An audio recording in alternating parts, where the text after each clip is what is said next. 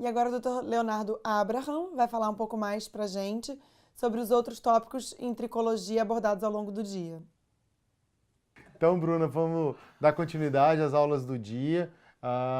Vou falar sobre a aula da Julie Harper, hormônio, tratamento hormonal da acne do hirsutismo. Então, ela fala na aula dela que dos anticoncepcionais, qualquer anticoncepcional combinado é interessante para o tratamento do hirsutismo, qualquer um deles.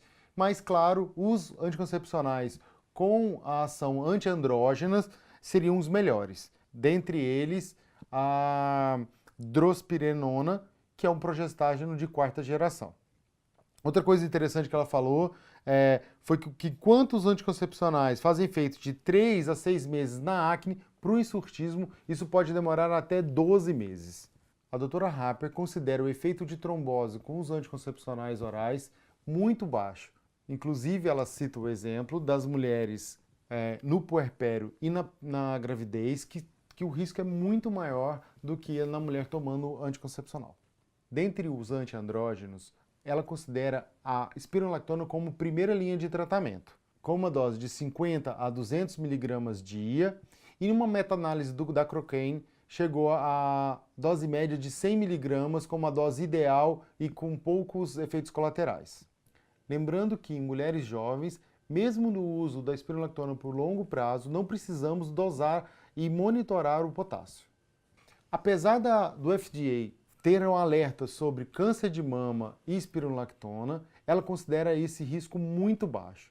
Os estudos desse câncer de mama que o FDA relata são com doses de 25 a 100 vezes maiores do uso nos humanos. Ela mostrou 2 trabalhos com uma coorte muito grande, sem evidência de câncer de mama, de útero ou ovário. No final da aula, ela sugeriu um algoritmo de tratamento que eu deixo aqui para vocês. Vamos falar agora da aula da doutora Mariane Sena, que falou sobre atualizações em alopecia androgenética feminina. Um ponto muito importante que ela ressaltou na aula dela é você tentar excluir o diagnóstico de eflúvio telógeno antes de começar a tratar a alopecia androgenética na mulher.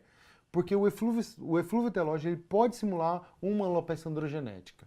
Também reforçou o uso dos anticoncepcionais e importantes, os anticoncepcionais antiandrógenos, no caso o desogestrel. E se for usar o DIU, dá preferência ao DIU de cobre, porque o DIU Mirena pode fazer o eflúvio telógeno também. Um fator que ela acha importante são o controle da tireoide e da glicemia em pacientes diabéticos, que ela acredita que isso pode ser gatilho para o eflúvio telógeno. Sobre a suplementação vitamínica, mais uma autora não considera isso importante, inclusive do uso da biotina, que é amplamente utilizado por nós. Com perspectivas futuras, ela deixou o minoxidil oral em combinação com a espironolactona em baixas doses. O microagulhamento ela citou como uma opção terapêutica, pois aqui nos Estados Unidos é muito difícil utilizar a finasterida oral, principalmente para mulheres que ela não utiliza. Então, ele promoveu o aumento de VEGF, beta-catequinas e o Wnt.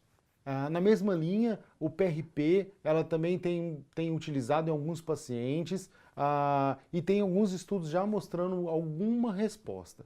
Lembramos que o PRP no Brasil é proibido para tratamento no seu consultório e é considerado experimental.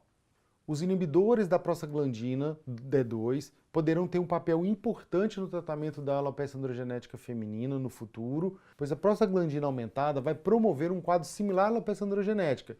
E ainda como uma perspectiva futura, ela citou uma nova substância que vai promover o aumento da produção de lactato, que induziria o ciclo capilar. Isso pode ser muito benéfico na alopecia androgenética. Na aula do Neil Sedic, sobre PRP e outros tratamentos para alopecia androgenética, ele citou mais uma vez o microagulhamento como uma terapia a mais para o tratamento da alopecia androgenética. Ele, como protocolo, ele utiliza o microagulhamento ou com a caneta ou com o roller. Na caneta ele faz 3 passadas lineares, tá, entre os fios, e o roller, que ele utiliza de meio a 1,5 milímetro, ele passa em todas as direções de 8 a 15 passadas no mesmo local. O endpoint é sempre um eritema sangrante, tem que ter um pouco de sangue no final do microagulhamento. Ele reforçou que não deve se utilizar um roller com mais do que 1,5 milímetros, pois pode ter dano folicular. Não utilizar o minoxidil nas primeiras 24 horas para não ter irritação, e o PRP ele faz imediatamente depois do tratamento com microagulhamento. Ele citou os lasers fracionados 1550 e 1927 nanômetros, que poderiam aumentar a penetração dos agentes tópicos.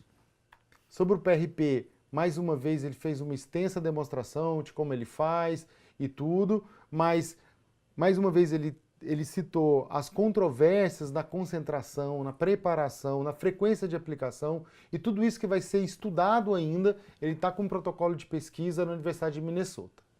Vários palestrantes mencionaram que existe uma grande demanda do PRP aqui nos Estados Unidos. Porém, todos concordam que são necessários mais estudos que comprovem a sua segurança, a eficácia e também uma padronização da técnica nos vários tipos de alopécias.